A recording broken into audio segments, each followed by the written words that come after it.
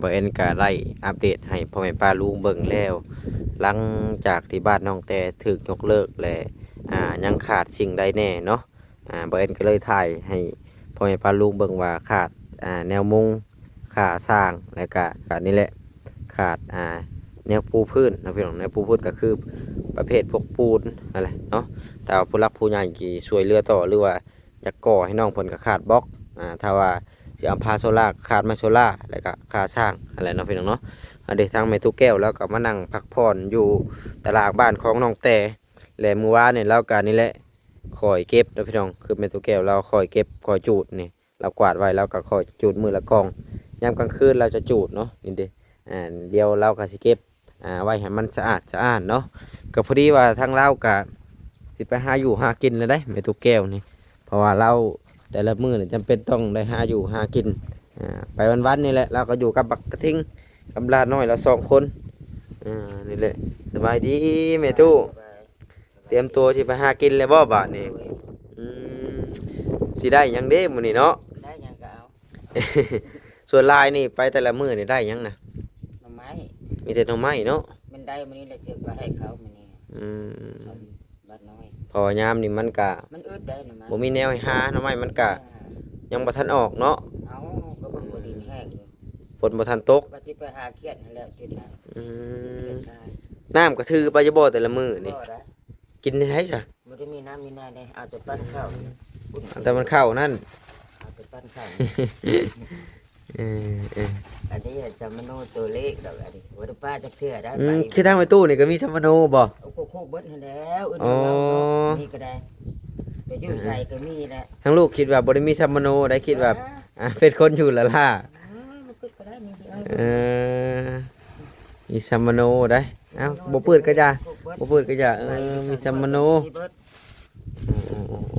บ่ได้ป้าบัตรดินมีอยู่นี่ใบชื่อขายใบชื่อขายตัวนี้เห็นได้โดยลังเทื่อป้าวันนี้ก็เทื่อขอลาของหัดก็มีมันของสำคัญนะตัวนี้เนาะไปใส่พายขัดไปเฮ็ดนี่ก็โหแพงเติบได้ธรรมโนนี่ก็ได้ตุ่มยางนี่เก็บเอาที่แท้ท่านี่จะได้หน่อไม้หน่อมันแค่นี้เด้อนี้เนี่ยไปให้กระทิงเอากระชันไปเวียกซะมันชายเลยได้ให้แม่หมอบ่ทางบ่แอนก็หลังจากจบคลิปนี่ก็ไปบ้านพอสร้างเพิ่นพุ่นแหละเดี๋ยวนี้บ่แม่นจบคลิปนี่แหละหลังจากที่อัปเดต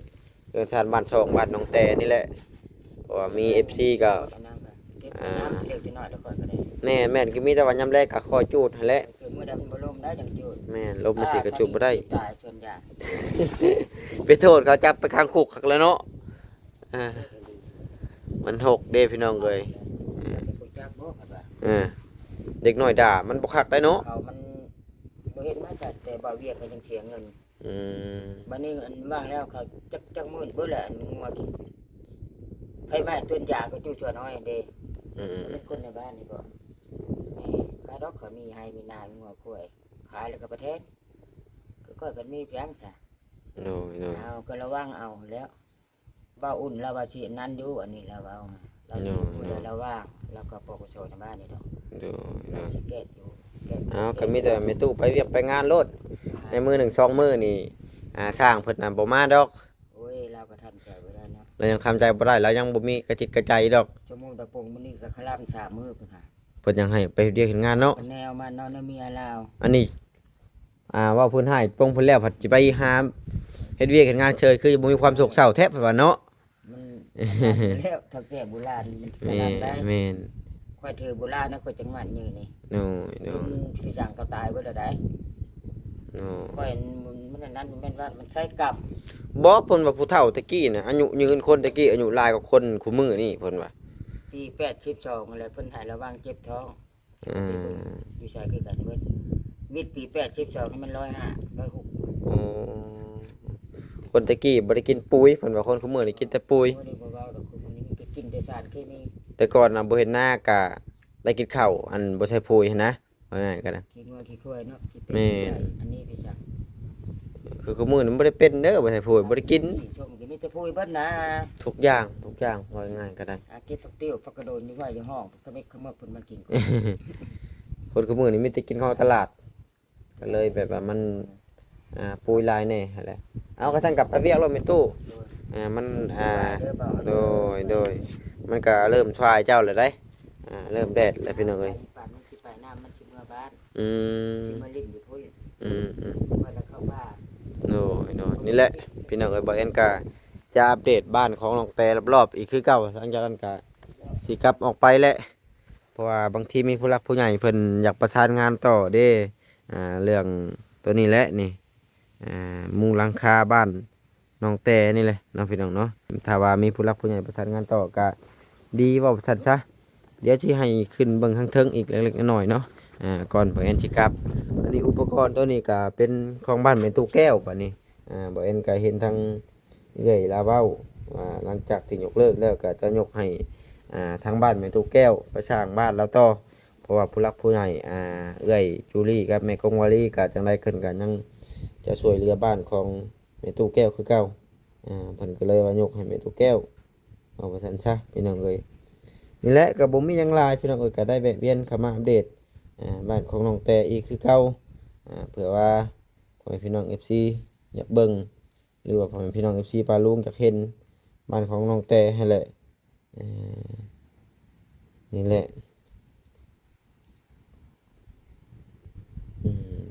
เพราะฉะนั้นเบอร์คอมเมนต์ก็มีหลายๆคนเนาะพี่น้องเนาะความคิดต่างๆนานากันก็บ่ว่าหยังพี่น้องเอ้ยเฮาก็ว่าเพิ่นบ่ได้เฮาก็ได้นี่แหละก็มีแต่ว่าอัปเดตนี่แหละอุปกรณ์ก็อยู่ในนี่แหละพี่น้องเอ้ยอุปกรณ์ใหม่อิหยังต่างๆก็ตัวนี้เพิ่นก็เต็งไว้แม่ตู้แก้วเอาอิฐบล็อกมาเต็งไว้พี่น้องเอ้ยมาโซล่านี่เหลือ2ตับ2ตับว่าตัวนั้นจะเป็นวงกบเดี๋ยวขึ้นเบิ่งทางเทิงอีกก่อนเล็กน้อยหลังจากที่ก่อนจะออกไปถือว่าบันไดนี่ก็งามพี่น้องเอ้ยงามถือว่าโอเคสำหรับนี่นี่แหละบ้านแม่ตู้แก้วอันนี้เนาะพี่น้องเนาะบ้านแม่ตู้แก้วส่วนพื้นที่ของเราก็บ่กว้างปานใดแต่ผู้รักผู้ใหญ่เพิ่นจะสร้างบ้านแม่ตู้แก้วอยู่บนหันแต่ว่ามันก็เกะกะห้องน้ำแน่ถ้าว่าห้องน้ำอยู่นอกก็โอเคอยู่แจเบิ่งนะแต่ว่ามันกวมพื้นที่ก็บ่เป็นหยังแต่ก็ตั้งได้อยู่เนาะพี่น้องเนาะอยู่บนหันเนาะนี่แหละเพื่อชานบ้านช่องของน้องแต่ก็ได้จักสิเฮ็ดจังไดแหละพี่น้องเอ้ยในเมื่อมันเกิดขึ้นแล้วเฮาก็แก้ไขยังบ่ได้เนาะนี่แหละหลังคาเนาะถ้าว่าผู้รักผู้ใหญ่คนใดอยากช่วยหรือว่าประสานงานต่อกันยินดีเด้อพี่น้องสิเป็นสะพานบุญให้ส่วนแนวมุ้งนี่ก็ประมาณ9หรือว่า10 11นี่แหละพี่น้องประมาณนี่แหละแต่ว่าความยาวนี่6เมตรความยาวเนาะพี่น้องเนาะความกว้างนี่ก็ประมาณ7 เมตรได้เนาะพี่น้องเนาะความกว้างนี่7 เมตร7 คูณ 6นะรวมๆทั้งอันแนวมุ้งนะพี่น้องเอ้ยถือว่ากว้างเติบเนาะพี่น้องเนาะเสาก็งามขนาดเลยเสานี่โอเคขนาดพี่น้องเอ้ยก็บ่มีหยังหลายนะพี่น้องเอ้ยคลิปก็ได้มีแต่เลาะเวียนอัปเดตให้พ่อแม่ป้าลุงเบิ่งว่าไปผู้เดียวนี่แหละหลังจากนี้ก็ผู้ใดสิกลับไปบ้านทั้งพ่อลุงสร้างเพิ่นก่อนไปแสดงความเสียใจนำเพิ่นก่อนจักสิเฮ็ดจังไดการเจ็บการเป็นนี่พี่น้องเอ้ยมันบ่มีผู้ใดสิหลีกเลี่ยงได้คนทุกคนมะกล้วยเนาะพี่น้องเอ้ยถือว่าหมากดกแฮงเป็น10 ปลายหน่วยนี่แหละบ้านของน้องแต่เพิ่นก็อยู่นี่แหละพี่น้องเอ้ยคือว่าเอ็นก็จะได้อัปเดตหลังจากนี้ก็พุ่นแหละไปต่อกันอยู่บ้านของพ่อลุงเพิ่นพุ่นแหละจังน้อยพี่น้องเอ้ยเอากลับประมาณนี้เด้อพี่น้องเอ้ยสำหรับคลิปนี้ก็ได้มีแต่ว่าบ่าวเอ็นก็ได้อัปเดตนี่แหละบ้านของน้องแต่ให้พ่อแม่พี่น้อง FC เบิ่งถ้าว่าผู้หลักผู้ใหญ่ท่านใดอยากสมทบต่อเรื่องการต่อขึ้นครัวแล้วก็ห้องน้ำอะไรเว้าง่ายๆก็ได้ก็ยินดีสิเป็นสะพานบุญให้หรือว่ายินดีสิประสานงานต่ออะไรเว้าง่ายๆก็ได้เอาก็ท่านกลับไปต่อกันอยู่บ้านพ่อลุงเพิ่นเด้อพี่น้องเอ้ยบ่าวเอ็นจะไปแสดงความเสียใจนำเพิ่นเอาพี่น้องกำลังจากที่มาแต่บ้านน้องแต่กับพอดีว่าแล่นมาบ้านพอสร้างต่อเนาะพี่น้องเนาะมาแสดงความเสียใจน้ำทั้งพอตู้แล้วก่อนบาทนี่จักจีว่าจังใดพี่น้องเอ้ย เอามาทำบุญนำเพิ่นเด้อป้ากินทานนำเพิ่น เจ้าสิได้ขอป้าหรือ เบาแอนเบาแอน บ่เด้อยินดีแล้วบ่แอนนี่แล้วบ่ทานบุญแล้วประทานเจ้าเอ้ยขอเจ้าเก็บรับยังเด้อให้ทุกอย่างเจ้าไปขอจะไปสวัสดิการสัมภาระคุณขอดีเด้อขนาดลูกค้าเด้ออายุมันเด้อหาสิทานได้เรามากินน้ำเจ้ากินทานน้ำเจ้า โอ้ บ่คิดว่าจะถูก บ่คิดบ่ฝันเนาะคือว่าแห้งๆดีอยู่อ่ะ เป็น2-3 มื้อหนึงนะแต่เมื่อวานก็ยังผิดทิ้งผิดไปผิดมาคอยเลยถามเป็นในร้อนว่าตื่นมาเช้ามาโอ้ยว่าน้องว่าเจ็บในท้องเจ็บในสันหลังเมื่อยโอดหอยทนแล้วน้องเลยว่า อืม แต่ว่าตั้งใจเลยร้อนตั้งใจเลยเด้อให้ได้แล้วกูก็ซอยยังซอยบ่ได้ ช่วยกันบ่ได้เนาะ โดยซอยบ่ได้มันโทรหาลูกสาวลูกสาวบ่ได้ให้แล้วว่าอายุแล้วบ่ยังก่อนเพิ่นเคยเบิ่งแต่เก่าหั่นนะแล้วว่าสิให้ได้เด้อบ่ยังเด้อว่าซูนคอก็บ่ได้เอาหยังมาเปลี่ยนก็บ่ได้ว่าบ่ยังว่าคนพาดหายบ่เกินว่า3 มื้อบ่ฮอด3 มื้อซ้ำพอดีนางนุ้ยเอามาฮอดสำเจ้าออกมานี่ก็หม้อไปเลยคันติ้งอยู่ได้ติ้งอยู่หน้านี่ตานี่ซ้ำพอเดี๋ยวเอาน้ำไปลูบเลยลูบเลยมันดิเซนเลือดนี่มันซ้ำเขาแล้ว มันแตกหมดแล้วเนาะ มันแตกนี่แล้ว อืม บ่นั่นแล้วจากมันเห็นแล้วเดี๋ยวโทรมาบอกโอ้โทรบอกจักไม่เห็นแล้วเงินทำกับบ่มีบ่เอง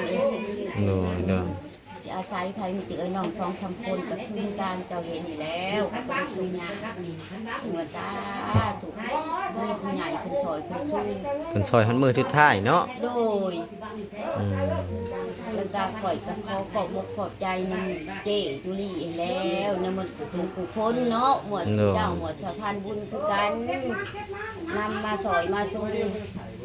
ลูกเสเต้าเท่าเสียงหัวคอให้ชุมเจ้าอยู่ดีมีให้เด้อใจสุขใจ คืออยากเบิด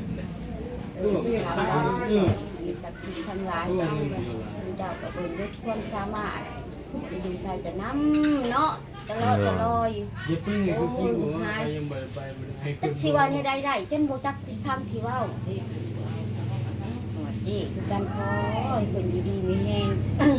ส่งได้ที่เก่าที่ใหม่เข้ามาแล้วพอเพิ่นมีอายุมันยืน โดยโดยก็คือเพิ่นก็สิเอาลงมื้อนี้บ่นี่นะ มื้อนี้ตอน4 โมงเพิ่นน่ะ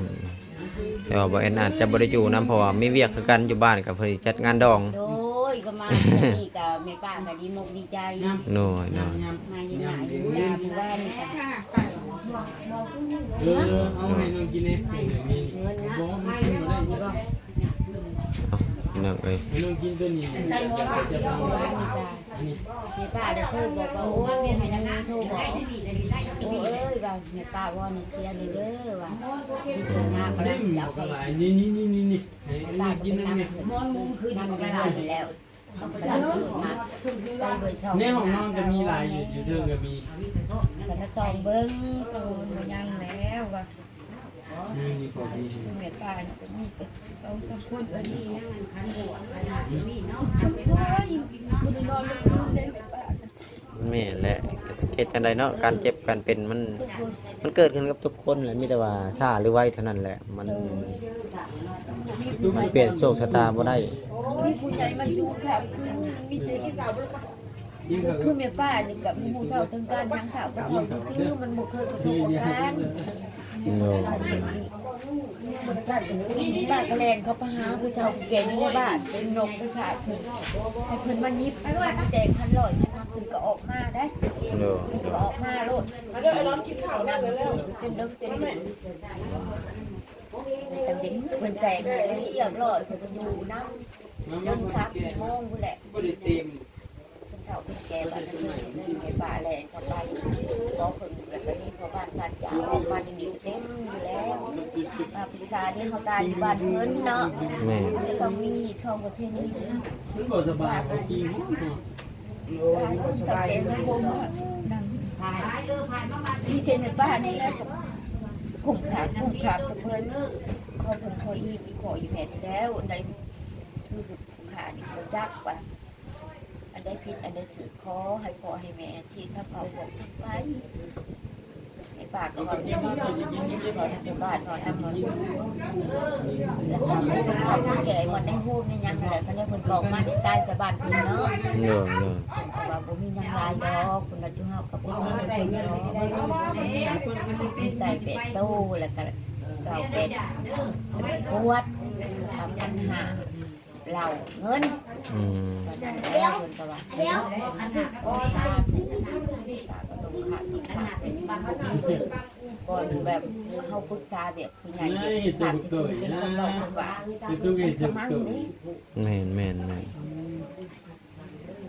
เจ้าเห็นนั่นแหละไปยังกันกันเป็นคนในป่าลูกหลานกับเขากับมีดอกลูกหลานเขากันยังเด็กน้อยเขาก็บ่ฮู้หยังเมื่อวานนี่เพิ่นก็เอาน้ำมาให้40แพ็ค เบาลิบ่ เลยข้าวสอบนึงก็ได้มาสู่เพิ่นกินกันเนื้อมันน้ำมันเด็กกับเขานะเพิ่นมากินทานกันได้ข้าวสอบไปเด้ค่ะ อืม มา กิน สอบ นี่แจกเขาก็ซื้อมาน้ำเบิร์ดได้อยู่ อันนี้กันเพิ่นเจ้ซอย เพิ่นก็ซอยอีหลี เพิ่นบ่ซอยนี่บ่ คืออันนี้เพิ่นก็ซื้อบ่นี่นะ อันนี้14ล้านเพิ่นก็ได้ยินแต่แบบแม่ป้าก็ได้ยินแบบไม่มีมองไว้เด้เพิ่นว่าเพิ่นสิซอยป้าก็ดีใจแล้วสิบ่ได้เป็นหนี้หีบหนี้โรงแต่สิเอามาที่ใส่นี่นะนี่นั่นแหละก็โอ้ก็ว่าที่โทรถามเบิ่งเจ้อีกทีนึงแม่ป้าเอ้ยว่าน่าใส่บาทเดียวได้ใส่ผ่านมาคุณมื้อนี้ อันว่านก็ลูกหลานเก็บหันเก็บนี่ก็คือเงินหันเงินนี่ก็ได้30ล้าน อืมซอยกันเนาะ โดยเงินนางนุ้ยแล้วก็เงินของเงินนางส้วมของลูกสาวก็เพิ่งแล้วก็อันนี้ก็ร้านสาวเอื้อยแม่ก็เสียแล้ว อืม แต่มีอีกร้านอีกคนนึงอีกซอยผู้นี้4-5 แสนเก็บกันไปแล้วก็ไปซื้อของกิน เอากระสั่นกับบ่แอนสิกลับก่อนเด้อป้าเด้อเสียใจนำหลายๆประเกตจังไดแหละกลับก่อนโดยพี่น้องไว้กะมานี่แหละอันนั้นนะเพิ่นนั่นก็นี่ก็สิกลับไปก่อนเบิ่งพี่น้องเลยเพิ่นจัดงานส่งประวัติมื้อสุดท้ายนั่นแหละว่าง่ายก็ได้แต่ว่าคนก็ค่อยหลายปานใดว่าง่ายก็ได้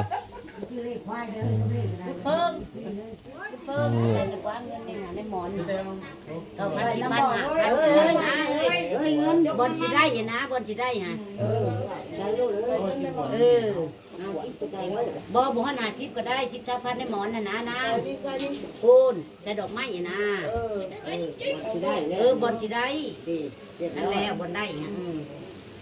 คนกำลังยิบ มีกระชาด เพิ่นเฮ็ดบ้างเนาะ มีกระชาดเฮ็ดบ้าง อืม เฮ็ดบ้างนั่นนักพูดจังไหนนักพูดขึ้นมาเป็นเฮ็ดไร่ เ